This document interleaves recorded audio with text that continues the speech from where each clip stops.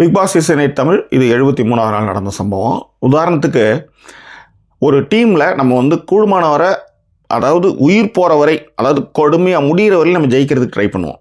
ஆனால் விஷால் தலைமையிலான அந்த டீம் என்ன பண்ணுச்சு, ஒரு கட்டத்தில் இருக்கிற கல்லெல்லாம் எடுத்து அன்ஷிதாவுக்கும் பவித்ராவுக்கும் இருக்கிற டீமுக்கு வந்து வாரி வழங்கினாங்களே, அந்த வள்ளல் தன்மை எதுக்கு? இப்போ மற்றவங்களா இருந்தால் நாம் வச்சு விளாட்லாமேடா, எதுக்குடா தூக்கி போடுறோன்னு கேட்டிருப்போம். பட் ஆனால் சவுண்டு வந்து சொன்னதை அப்படியே செய்யணும்னு வச்சுக்காங்களேன். ஸோ அந்த கல்லெல்லாம் தூக்கி அதில் போடுவாங்க. இது பரவாயில்ல, அது விடுங்க. ஆனால் இந்த மாதிரி வேலையை பண்ணிவிட்டு அன்ஷிதா பக்கம் ஏதாவது ஒரு தப்பு பண்ணால் அதை வந்து சைலண்ட்டாக பேசுகிறதும், ஆனால் இதே வந்து ஜாக்லின் பக்கமோ இல்லை வேறு யாராவது பக்கம் வந்து அதை பேசும்போது வயலண்ட்டாக பேசுகிறதும், இதை கரெக்டாக ஜாக்லின் கண்டுபிடிச்சி கேட்பாங்க. அது என்னது அன்ஷிதா பக்கம் பேசும்போது மட்டும் வந்து சைலண்ட்டாக வருது, குரல் ரொம்ப தன்மையாக இருக்குது.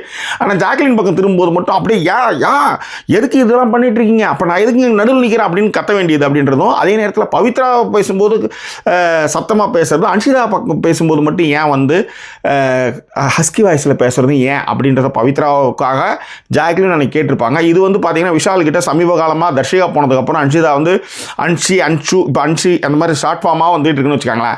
உங்களுக்குள்ளே என்ன வேணாலும் இருக்கலாம், ஆனால் நீங்கள் ஒரு கேப்டனாக இருக்கும்போது நீங்கள் நடுநிலைமையாக இருக்கணுமா இல்லையா?